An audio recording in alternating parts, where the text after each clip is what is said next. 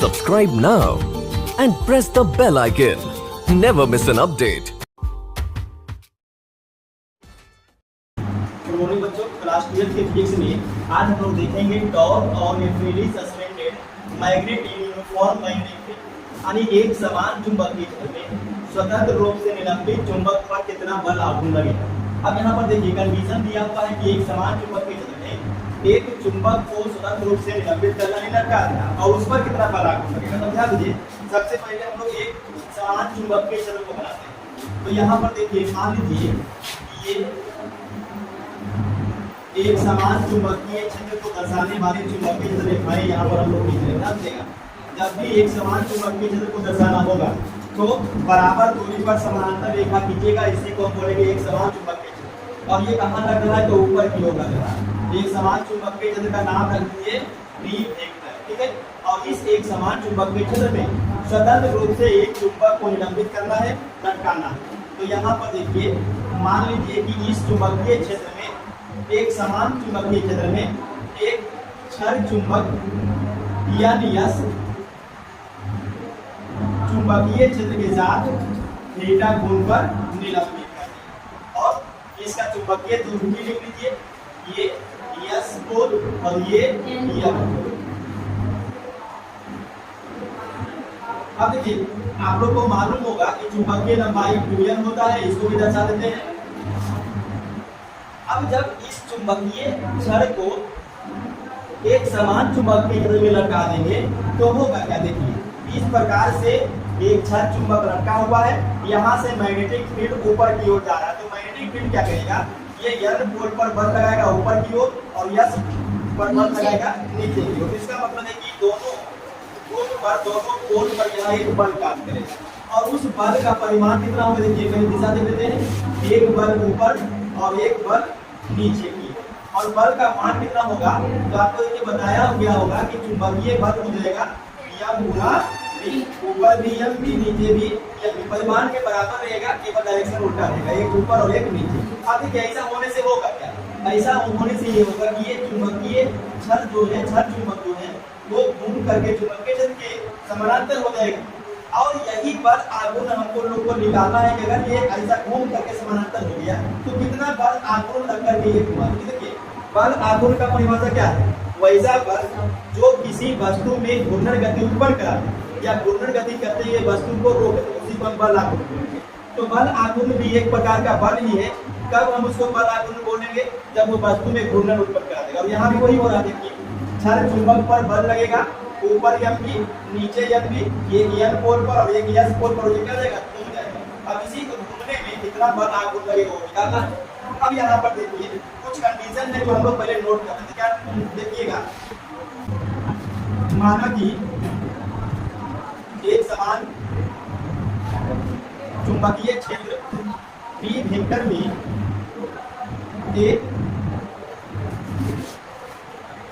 क्षण चुंबक यानी यस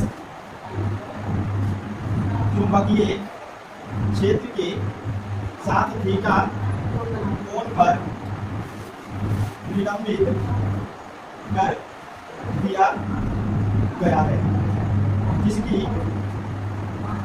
लंबाई 2l तथा कोणीय प्राबल्य स्मॉल l। अब देखिए, चूंकि चुंबकीय क्षेत्र के कारण इसके ध्रुवों पर, इसके ध्रुव मतलब चुंबकीय क्षेत्र जो है उसके ध्रुवों, इसके ध्रुवों पर लगने वाला बल यम भी देखो बार यम इसलिए लिखा हुआ है क्योंकि एक ऊपर है और एक नीचे, एक यम और एक यस। तो यम भी परिमाण में बराबर परंतु दिशा में विपरीत है। अतः ये एक बल युग्म का निर्माण करते हैं, जिसके कारण क्षण चुंबक यानी यस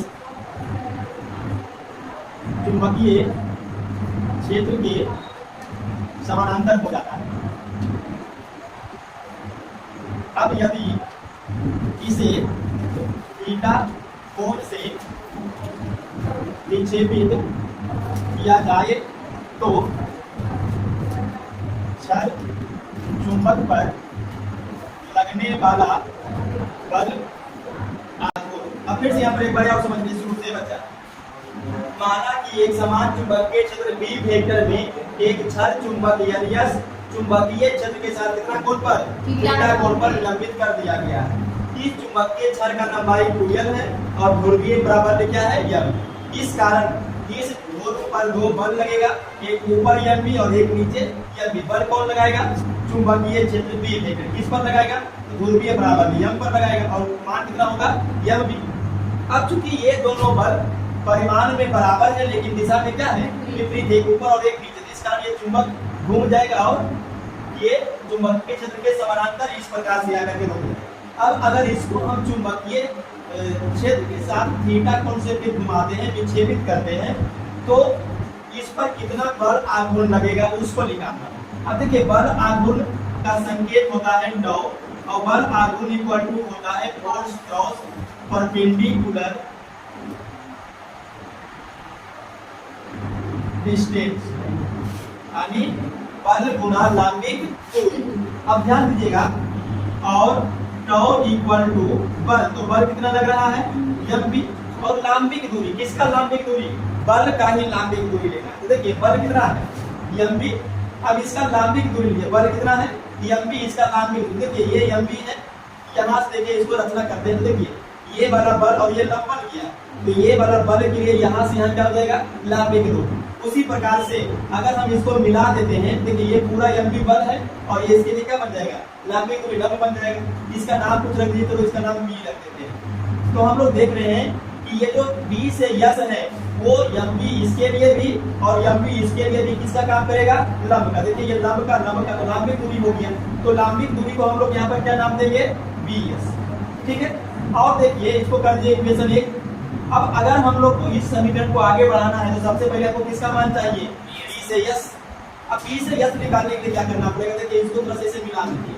अब आप देख रहे होंगे कि b यस यानी एक समकोण त्रिभुज बन रहा है, तो त्रिभुज ले लीजिए p यस यन में। अब हम लोग को निकालना है b यस और मालूम हमको क्या, देखिए यहाँ से यहाँ को मालूम है यस से कितना है 2n, तो हमको ये मालूम है कि 2n है, हमको bs निकालना है। देखिए इसके सामने क्या था कर्ण, ये कर्ण है और ये bs क्या है लंब है, तो लंब और कर्ण किस में आएगा साइन, तो ले लीजिए साइन थीटा, तो साइन इक्वल टू लंब बाई कर्ण, तो साइन थीटा इक्वल टू लंब कितना है, तो लंब है bs, लंबिक दूरी bs वही तो है, और बटा कर्ण कौन है, कर्ण है यस या यस लिखिए, तो sine theta equal to bs और n से यस का लेंथ कितना है 2n, तो इसीलिए bs कितना निकल गया 2n sin थीटा।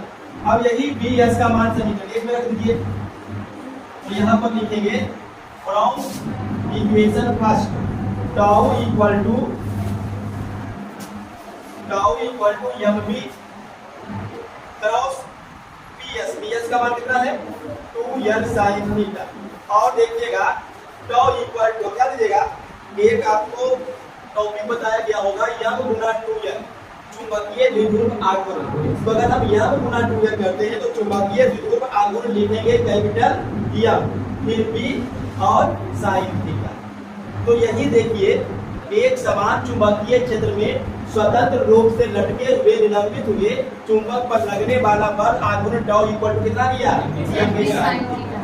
अब यहाँ पर ध्यान दीजिएगा इस क्षण पर जो बल आघूर्ण है वो किस पर डिपेंड करेगा, तो एक चुंबकीय द्विध्रुव आघूर्ण ये तो कांस्टेंट हो जाएगा, बी चुंबकीय क्षेत्र ये भी एक कांस्टेंट है। कैसे कांस्टेंट है, यहाँ पर आप शुरू में ही कंडीशन ले लिए हैं एक समान चुंबकीय क्षेत्र, यानी चुंबकीय क्षेत्र का मान भी चेंज नहीं होगा, तो बी भी कांस्टेंट। अब देखिए थीटा, अगर थीटा का मान बढ़ेगा या घटेगा तो टॉर का मान भी बढ़ या घट सकता। तो हम यहाँ पर कुछ स्पेशल केस निकाल लेते हैं। स्पेशल केस नंबर 1, अगर हम थीटा को रखते हैं 0 डिग्री, 0 डिग्री का मतलब क्या हो गया कि ये जो क्षण चुंबक है और ये जो चुंबकीय क्षेत्र है दोनों एक ही दिशा में अगर हम लटका दें, ऐसा लटका दें, देखिए क्षण चुंबक इस डायरेक्शन में और चुंबकीय क्षेत्र भी इसी डायरेक्शन में, कितना एंगल बनेगा 0। इस कंडीशन में कितना बल आघूर्ण होगा, तो tau equal to mv cross sine theta का मान 0। अब देखिए आप बात कीजिए साइन 0 का मान 0 और 0 गुना कुछ भी करेंगे तो 0। इसका मतलब क्या है कि अगर हम एक क्षण चुंबक को चुंबकीय क्षेत्र के समानांतर इस प्रकार से रख देंगे तो उस पर कोई भी बल आघूर्ण काम नहीं करेगा, ये चुंबक घूमेगा नहीं। दूसरा स्पेशल केस देखिए, if theta equal to 90 degree पर कर दीजिए, यानी चुंबकीय क्षेत्र देखिए ऊपर की ओर है और हम क्षण चुंबक को ऐसा रख देते, तब क्या होगा देखिए ये mv जो लग रहा है वो हिट करेगा, इसको घुमा देगा। तो यहाँ पर टाउ निकालेंगे mv साइन थीटा का मान 90 और देखिए mv साइन 90 का मान 1। तो हम कह सकते हैं कि ये जो टाउ है वो निकल गया mv और ये जो टाउ निकला mv ये क्या निकल गया मैक्सिमम। तो याद रखिएगा ऑब्जेक्टिव में पूछेगा कि एक समान चुंबकीय क्षेत्र में स्वतंत्र रूप से निलंबित चुंबकीय क्षण पर लगने वाला बल आघूर्ण अधिकतम कब होगा, जब वो लंबवत रखा हुआ रहेगा यानी 90 डिग्री पर। तो एंगल याद रखिएगा, अधिकतम बल आघूर्ण के लिए कितना कोण बनना चाहिए 90 डिग्री का। तो ये दो केस आप इसमें याद रखिए। उसके बाद एक देखिए और ऑब्जेक्टिव से पूछेगा, इसको लिख लीजिएगा बीबीआई ऑब्जेक्टिव में। तो अगर यहाँ पर आप देखिएगा बल आघूर्ण सदिश राशि, चुंबकीय द्विध्रुव आघूर्ण भी सदिश राशि, चुंबकीय क्षेत्र भी सदिश राशि, तो इसका मतलब है कि ये जो पूरा इक्वेशन आया हुआ है इसको हम वेक्टर फॉर्म में बदल सकते हैं। कैसे बदलेंगे देखिए, इन वेक्टर फॉर्म यानी सदिश के रूप में अगर हम इसको बदलेंगे तो सदिश के रूप में ये ऐसा लिखाएगा tau vector equal to m vector cross b vector. ऐसा क्या हुआ, आप बात कीजिए क्लास 11 में वेक्टर वाला चैप्टर, उसमें आपको बताया गया होगा a vector cross b vector रहता है तो क्या होता है a b sin थीटा। इसमें पीरियड का डायरेक्शन के लिए हो जाता है, लेकिन परिमाण केवल अगर देखिए तो a b sin theta a cross b यानी m क्रॉस b। तो ये ऑब्जेक्टिव में याद रखिएगा वेक्टर फॉर्म में अगर बल आघूर्ण पूछता है तो tau vector equal to m cross b vector, ठीक है।